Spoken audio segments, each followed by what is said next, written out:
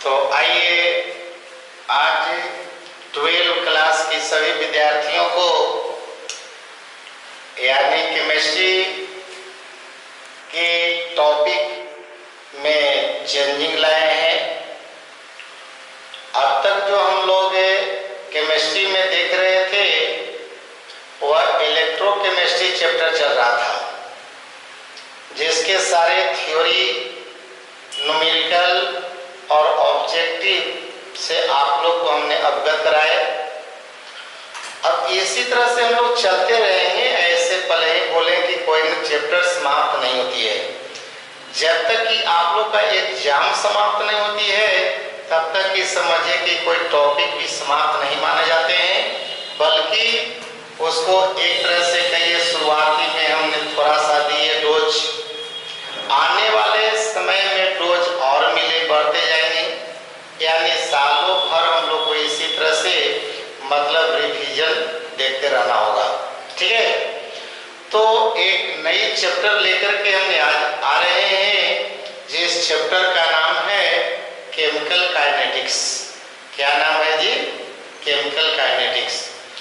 तो सोचिए, chemical kinetics chapter start करने से पहले मैं उन सभी विद्यार्थियों को धन्यवाद देना चाहता हूं जो आज की क्लास में आप लोग शांति पूर्वक बैठे हुए हैं और आप बस यही दिमाग में लगाए हैं कि नई चैप्टर, नई टॉपिक्स में हम लोग किस दुनिया में प्रवेश करेंगे। तो मैं यानी निराला सर आप सभी विद्यार्थियों से एक गुजारिश करते हैं कि आप टॉपिक स्टार्ट करने से पहले यानी चैनल को सब्सक्राइब करना न भूलें। ये मेरी आप लोगों से एक रिक्वेस्ट रहती है, कारण कि आपकी सब्सक्राइब ही ये पता चलता है कि हमारे कितने सारे स्टूडेंट्स स्टडी में लगे हुए हैं। कारण कि ऐसे कोई रजिस्टर तो नहीं प्रेजेंट, पंजीयन नहीं आपके यहाँ सामने है कि मैं तुम लोगों को अटेंडेंस लूं या जान सकूं कि हाँ आप लोग कौन कौन से विद्यार्थी हैं जो पढ़ रहे हैं और बाकी विद्यार्थी वह अपने समय को बर्बाद कर रहे हैं। तो आइए मैं ज़्यादा टाइम नहीं लूँगा तुम लोग से और थोड़ा सा टॉपिक पर आ जाते हैं। देखिए, केमिकल काइनेटिक्स जिसको रासायनिक बल गतिकी कहते हैं, तो बल का नाम हम लोग फिजिक्स में सुने थे और गति का नाम भी फिजिक्स में सुने हैं, लेकिन आज पहली बार जीवन में तुम लोग सुनने जा रहे हो कि ये बल गति के साथ में रासायनिक बल भी आता है। फिजिक्स में तो हम लोग बताते थे कि बल एक बाहरी कारण है जो किसी वस्तु पर लगकर उस वस्तु की आकृति, स्थिति या चाल को बदल देता है। ठीक है, और गति के बारे में तुम लोग कहता स्थान परिवर्तन की दर होती है। तो इस तरह से हम लोग देखते हैं कि यहाँ पे मतलब फिजिक्स और उस फिजिक्स का हमने मिक्सिंग केमिस्ट्री में करने जा रहे हैं। माने केमिस्ट्री में बल गतिकी माने कैसी बल लगेगी और क्या गति होगी, ये हम लोग यहाँ पर देखने जा रहे हैं। तो देखिए, केमिस्ट्री में भी तुम लोग को पहले से हम बताते आ रहे हैं कि केमिस्ट्री में भी चेंजिंग होता है। जैसे फिजिक्स में कहा चेंजिंग, परिवर्तन। आपने बैलून लिया, बैलून पर बल लगाया, मैंने बैलून को दबाया तो बैलून फूट गया, मतलब सोचो उसमें चेंजिंग आई। तो बैलून की आकृति में चेंजिंग आई, तो यहाँ पर हम लोग केमिस्ट्री में भी देखेंगे चेंजिंग। लेकिन आप लोग चेंजिंग में पढ़ा है केमिस्ट्री में कि दो तरह का चेंजिंग होता है, एक होता है फिजिकल चेंज और एक होता है केमिकल चेंज, भौतिक परिवर्तन और रासायनिक परिवर्तन। लेकिन यहाँ पर केमिकल चेंज की बात कर रहे हैं, मतलब यहाँ पर भी एक ऐसी बल रूपी कार्य लगेगा में कार्य होगी और उस कार्य का नतीजा होगा कि वो पदार्थ जो होता है वह एक रूप से दूसरा रूप में चेंज कर जाता है। तो ये देखा जाए चेंजिंग या परिवर्तन, यहाँ पर भी फिजिक्स के बल और गति के सेंस में हम दूसरा काम करेंगे, लेकिन अर्थ करीब करीब वहीं पर गिरेगा। कारण किसी चीज के चेंजिंग करने के लिए उस पर कोई बाहरी यानी फोर्स अप्लाई करना पड़ता है, बाहरी बल लगाना पड़ता है। क्योंकि फिजिक्स में हम जानते हैं कि जब तक बाहरी बल नहीं लगती है तब तक उसकी आकृति में, स्थिति में कोई चेंजिंग नहीं आती है। अब यहाँ पर किसी पदार्थ को चेंजिंग करने की बात है, मतलब कि पदार्थ के अंदर परमाणुओं के बीच या आयनों के बीच में जो बंधन है उस बंधन को हम तोड़ेंगे। अब सोचो, बंधन को तोड़ करके नई बंधन बनाना, तो क्या ये बिना बल के का संभव है, बिना एनर्जी के संभव है? नहीं। तो समझिए कि बस यहाँ पर यही है, फिजिक्स में हम बल लगाते हैं लेकिन केमिस्ट्री में वो बल नहीं लगाते हैं, बल्कि केमिस्ट्री में बल लगाने के लिए हमको एनर्जी की आवश्यकता होती है, ताप की आवश्यकता होती है, दाब की आवश्यकता होती है, कहीं कहीं उत्प्रेरक की भी जरूरत पड़ती है। बात समझ रहे हो? तो एक केमिकल काइनेटिक्स जो चैप्टर है, इस चैप्टर के अंतर्गत हम क्या पढ़ेंगे या क्या पढ़ने जा रहे हैं, इसके बारे में हम लोग सोचिए।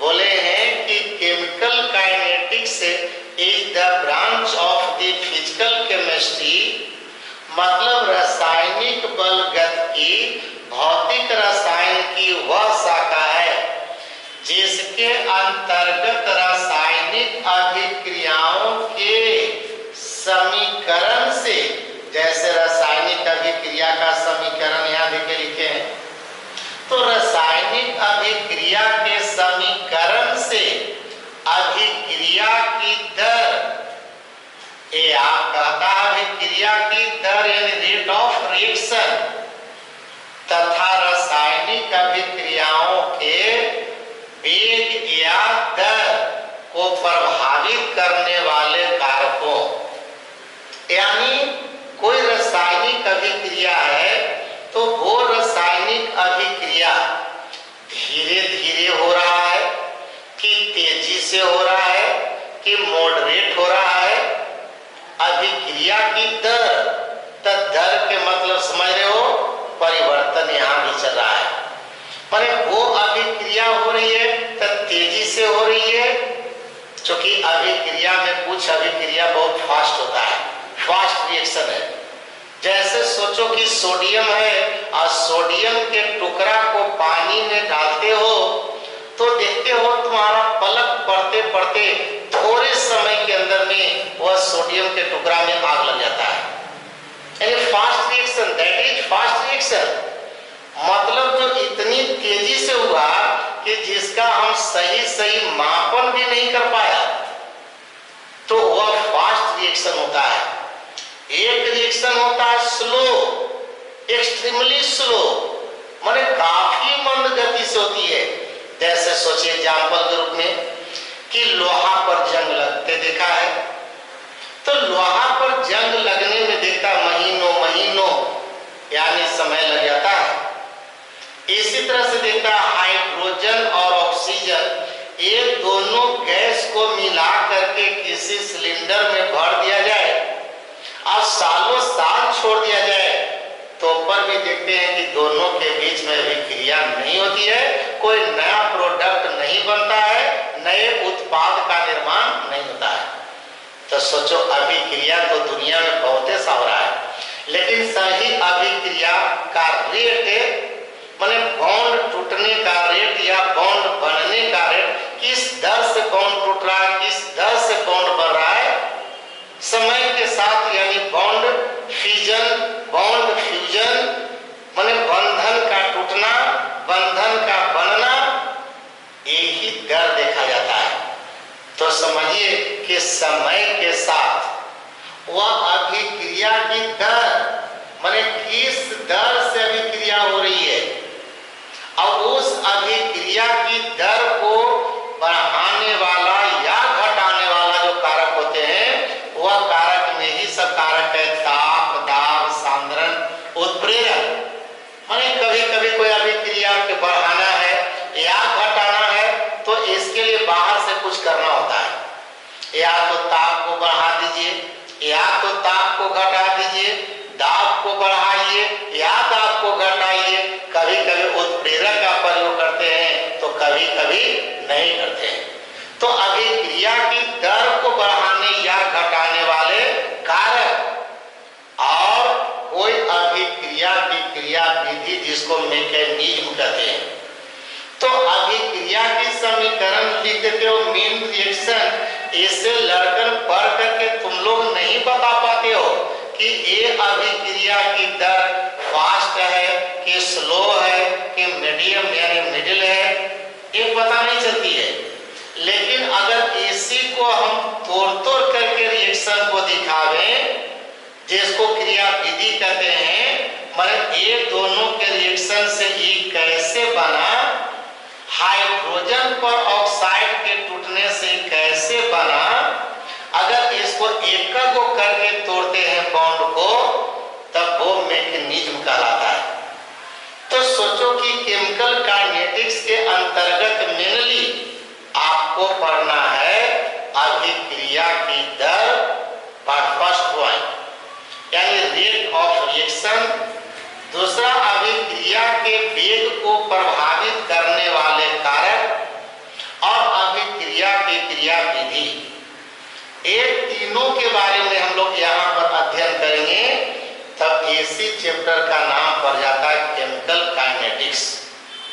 बात समझ रहा होगा सभी लड़के। केमिकल काइनेटिक्स नाम धरने का यही कारण हुआ कि कुछ साइंस जो है वह फिजिक्स से मिलता है, लेकिन वह फिजिक्स वाली कहानी यहाँ पर नहीं चलती है। यहाँ पर देखिए रासायनिक अभिक्रिया की बात होती है, तो सबसे पहले देखा जाए अभिक्रिया में जो पदार्थ भाग लेता है उसको अभिकारक या रिएक्टेंट कहते हैं। क्या कहते हैं जी? अभिकारक या बोलते हैं रिएक्टेंट। और रिएक्टेंट को ही पहले लिखा जाता है, उसके बाद बीच में तीर का निशान दी जाती है, और नया बनने वाले पदार्थ को प्रोडक्ट कहते हैं। क्या कहते हैं? प्रोडक्ट कहते हैं, या इसी को उत्पाद कहते हैं, या इसी को क्रियाफल कहते हैं। बात समझ हो? अब जैसे कि यहाँ पर रिएक्शन में हमने दिखलाए कि हाइड्रोजन पर ऑक्साइड एक अभिकारक के काम कर रहा है, लेकिन जैसे इसे खुले हवा में छोड़ देते हो, ये हाइड्रोजन पर ऑक्साइड का मतलब वियोजन होने लगता है, मतलब ये टूटने लगता है। और जब वियोजन होने लगता है तब ये देखिए H2O माने जल प्राप्त होने लगा, और साथ ही ऑक्सीजन गैस निकलना शुरू हो गया। बात समझ गए? तो ये देखा जाए, मान लेते हैं कि यहाँ पर अभिकारक के रूप में हम A लिया और उत्पाद के रूप में हम B लिया, ठीक है? मतलब एक काल्पनिक एग्जाम्पल लेके चल रहे हैं, ये तो वास्तविक एग्जाम्पल लिया, तो इसको रियल एग्जाम्पल बोलते हैं। और A B X Y कुछ मान करके रख देंगे तो इसी को काल्पनिक या हम लोग इसको इमेजिनरी एग्जाम्पल कहेंगे, नॉन रियल एग्जाम्पल कहेंगे। तो यहाँ पे अभी कारक के रूप में देखिए A को लेके चले हैं, और उत्पाद के रूप में यानी प्रोडक्ट के रूप में B को लेके चले हैं। अब देखा जाए कोई भी अभिक्रिया की जो दर होता है रेट, वह रेट निर्भर करता है अभिकारक के सांद्रण पर।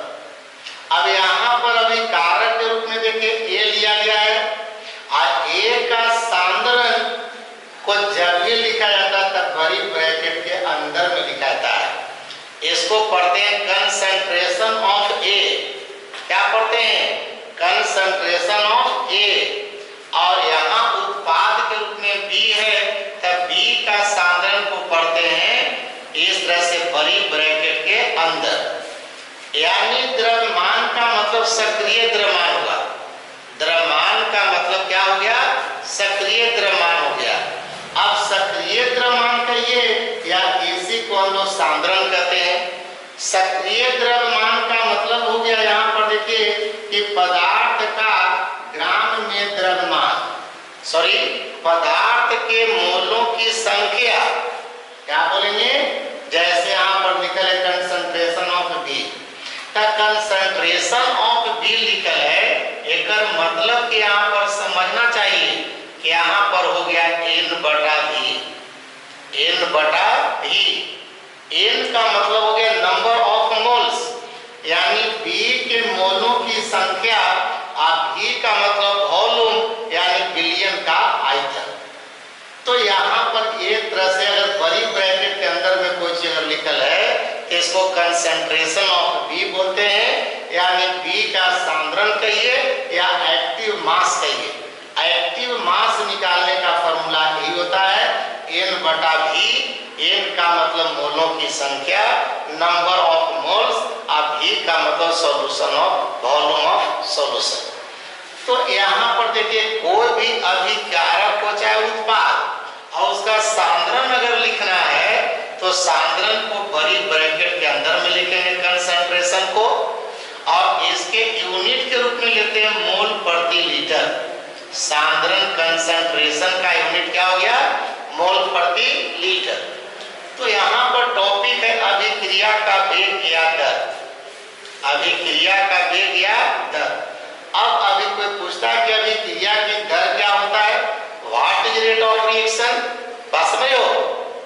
तो अभी जैसे कोई आदमी देखता है मैथ में बोलते हैं कि कार्य करने का दर क्या आपका है जी, माने समय के साथ तुम कितना काम कर पा रहे हो।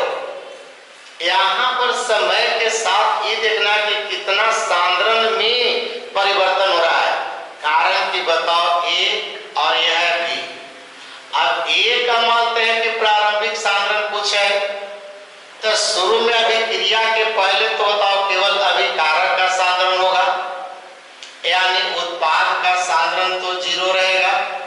लेकिन जैसी अभिक्रिया शुरू हो जाएगी तो धीरे धीरे ए का सांद्रण घटने लगेगा और बी का सांद्रण बढ़ने लगेगा। नहीं, जैसे चारा काटने वाला मशीन हो। अब चारा काटने वाला मशीन में मानते हैं चारा लोड कर दिया, लेकिन मशीन चालू नहीं हुई है, तो चारा लोड हम कर दिया मशीन में, और जब तक मशीन न चलाओगे इधर पुट्टी गिरेगा? नहीं गिरेगा। लेकिन मशीन जब चालू कर दिया तब बताओ कि चारा धीरे धीरे घटने लगेगा और पुट्टी धीरे धीरे बढ़ने लगेगा। अरे चारा मानते हैं शुरू में लेके चला 5 kg, अब 5 kg चारा मशीन में लग तो गया, लेकिन इधर पुट्टी की मात्रा अभी 0 है। लेकिन जैसे ही बताओ मशीन चलने लगा तब पुट्टी कटने लगा, इधर पुट्टी का द्रव्यमान बढ़ने लगा और इधर चारा का द्रव्यमान घटने लगा। ठीक उसी प्रकार से एक मानते अभिकारक रूप में ए लिए हैं, जिसका सांद्रण सपोज दैट मानते हैं कि 50 मोल प्रति लीटर है। 50 मोल प्रति लीटर लेकर के हम चला, अभी अभिक्रिया नहीं हुआ है, तो उस समय तो उत्पाद बताओ 0 आपका रहेगा। लेकिन जैसे अभिक्रिया शुरू कर दिया तो ए का सांद्रण धीरे धीरे 50 से 49, 48, 47, 46 होने लगेगा, तो ये घटने लगेगा और उधर धीरे धीरे बढ़ने लगेगा। माने अभिकारक की सांद्रण घटने लगा और उत्पाद का सांद्रण धीरे धीरे बढ़ने लगा। अब इस प्रकार हम लोग देखते हैं कि अभिक्रिया का वेग या दर का मतलब यही होता है, कथा प्रति एकांक समय अंतराल में अभिकारक या उत्पाद, ठीक है, प्रति एकांक समय अंतराल में अभिकारक या उत्पाद के सांद्रण में होने वाली परिवर्तन के मतलब कि यहाँ अभिकारक के सांद्रण घटेगा और उत्पाद का सांद्रण बढ़ेगा।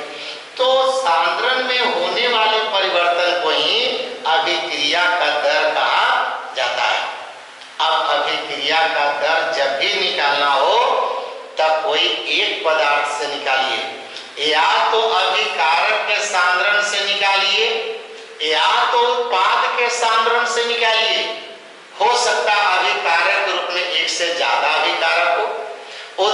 के रूप में भी एक से ज्यादा उत्पाद हो, जैसे यहाँ देखिए अभिकारक के रूप में 2 पदार्थ का नाम आ रहा है, और उत्पाद के रूप में भी देखिए 2 पदार्थ का नाम आया नहीं। ये हो गया तुम्हारा मतलब एथिल मेथिल ईस्टर हो गया, और ये तुम्हारा हो गया बताइए एसेटिक अम्ल हो गया, और ये वो एथेनॉल हो गया, है ना। तो इस तरह से अभिकारक भी 2 लिया और उत्पाद भी 2 लिया। अब यहाँ पर चाहो तो अभिकारक से भी अब इसका निकाल सकते हैं दर, या उस साइड में चाहे तो हम एथेनॉल से भी निकाल सकते हैं। तो दोनों में से कोई एक बारी बारी से आप निकालिएगा। तो यहाँ पर याद कीजिएगा कि अभिक्रिया का दर, तो अभिक्रिया की दर बताए 2 में से कोई लेके चलिए।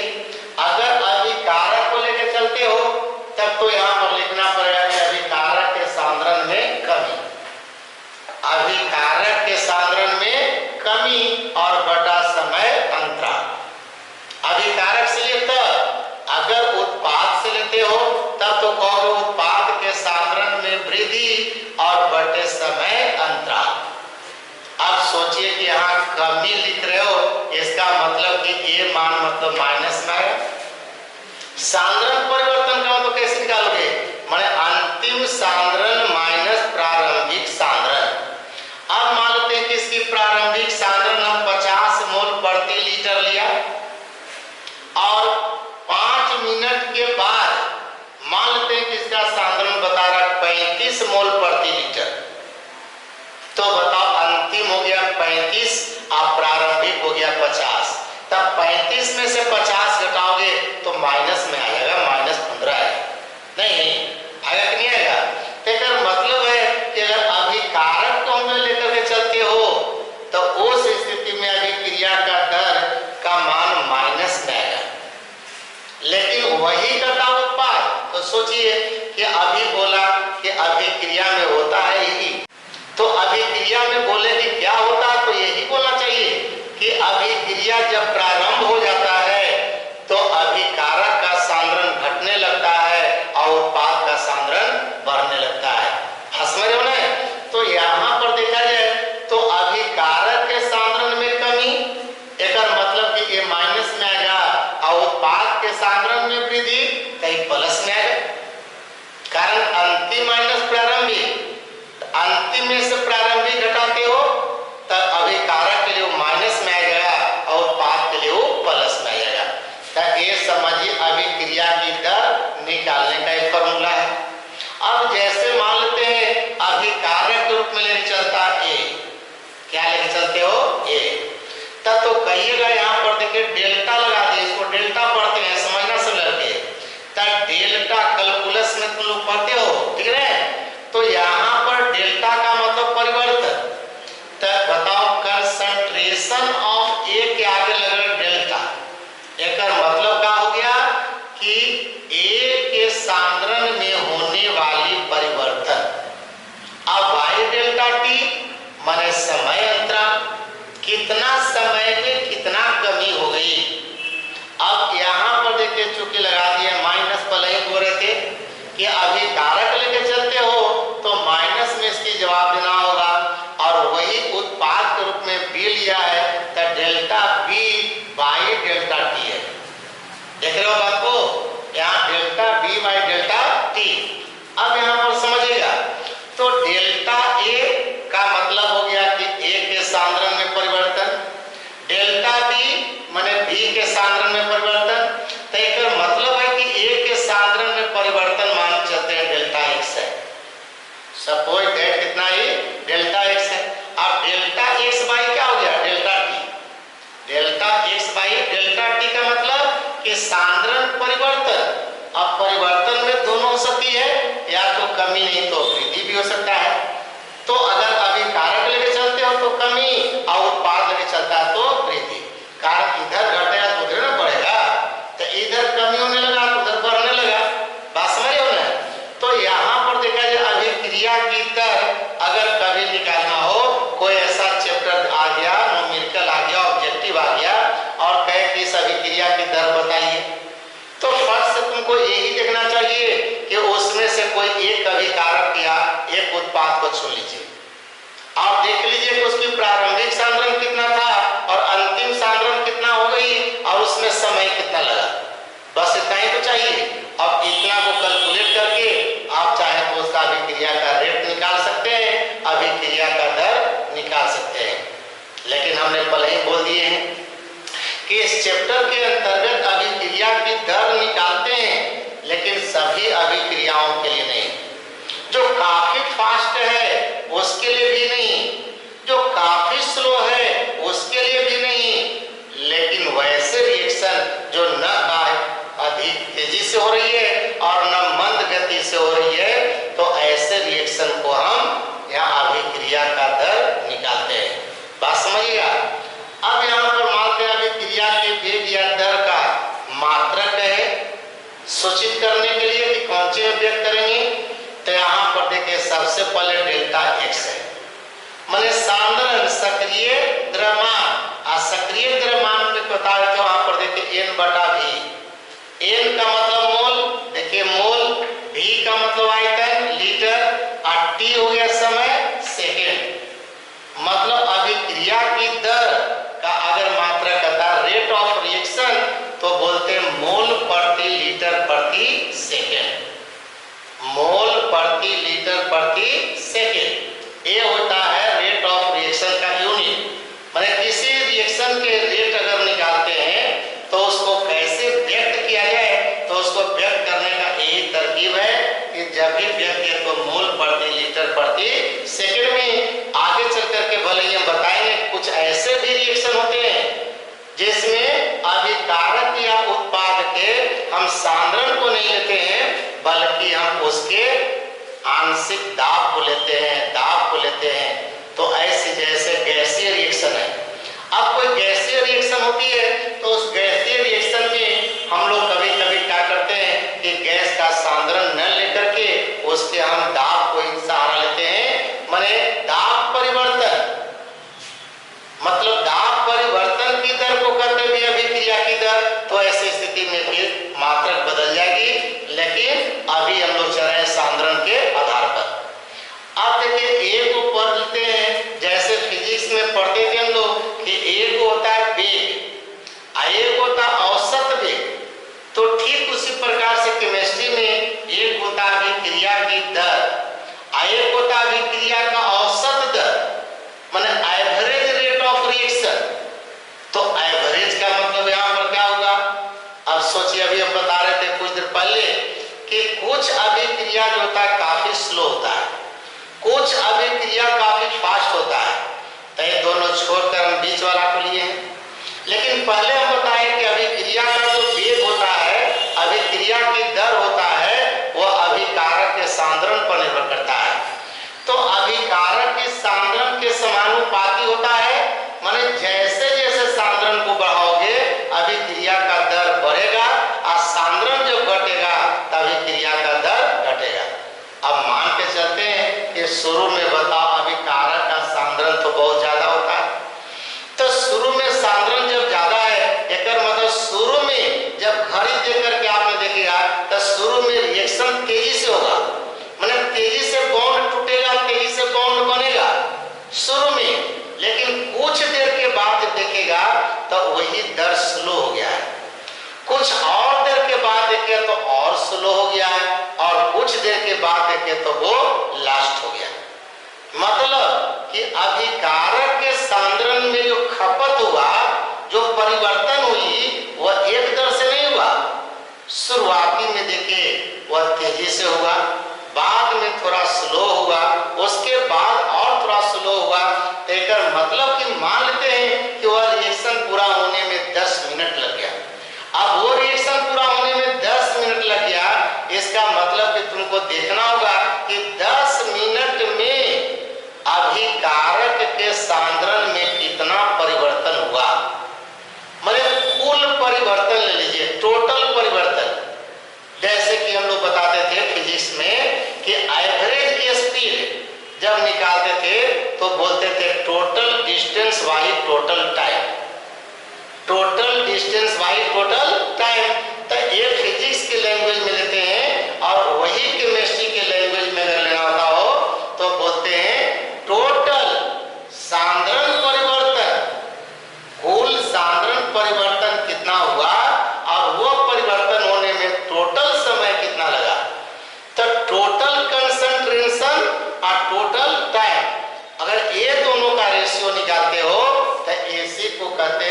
एवरेज रेट ऑफ रिएक्शन, लेकिन केमिस्ट्री में इसका कोई महत्व नहीं है। कारण पहले ही बोल दिए कि किसी रिएक्शन का रेट अगर तुम औसत दर बताते हो तो औसत दर से उस रिएक्शन की हकीकत की पता नहीं चलती है कि एक इस समय कितना तेजी से इसका बॉन्ड फ्यूजन हो रहा था, माने बॉन्ड टूट रहा था, ये पता नहीं चलता है। इसलिए ये जो एवरेज रेट ऑफ रिएक्शन की जो बात करते हो इसको जानकारी से कर दिए तुम लोग को, लेकिन इसका ज्यादा ताल्लुकात आगे नहीं है। तो ताल्लुकात किसका आगे है? तो इसके बाद हम तुम लोग को जो समझाने वाले हैं वह तात्कालिक यानी अभिक्रिया की दर, इंस्टेंटेनियस रेट ऑफ रिएक्शन, माने किसी अभिक्रिया के दौरान किसी निश्चित समय या किसी क्षण उस अभिकारक के सांद्रण में जो परिवर्तन होता है उस परिवर्तन की दर को तात्कालिक अभिक्रिया की दर कहा जाता है। और हम लोग तात्कालिक अभिक्रिया की दर के बारे में पढ़ेंगे, तो कल यानी कि पहले इसके लिए ग्राफ देंगे और उस ग्राफ से ही यानी तात्कालिक अभिक्रिया की दर ज्ञात करने की तरीका भी बताएंगे आप लोग को। फिलहाल अभी इस चैप्टर को आज हम स्टार्ट किए और यहीं पर क्लास को स्टॉप करते हैं। बाकी अगले दिन हम लोग देखेंगे। तो शेष में सभी विद्यार्थियों को यानी कि धन्यवाद देते हैं। Good night.